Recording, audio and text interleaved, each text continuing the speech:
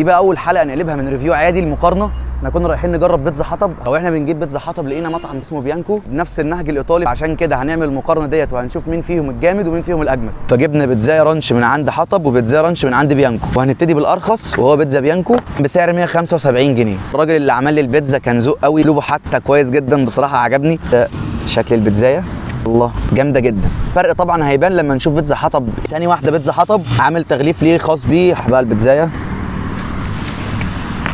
بصوا ده شكلها كده تقريبا نفس الحجم بنفس الريحه، نفس برضو يعني ريحه صوص الرانش نفسها هي. نبتدي بس هنا، هو هنا الشكل بس اللي مختلف. بسم الله. هنا العجينه نفسها طريه شويه. بصوا البيتزايه، انا دي حاجه عجبتني. ما اعرفش ايه الصح في البيتزا الايطالي، المفروض ان هي تبقى طريه كده او تبقى ناشفه زي بيانكو، فاكتبوا لي في التعليقات الصح. بسم الله. بعد المقارنه ديت صراحه الاثنين جامدين جدا، بس ده ليه طعم وده ليه طعم تاني خالص. الفراخ، الصوص الرانش، الصلصه، الحاجات دي كلها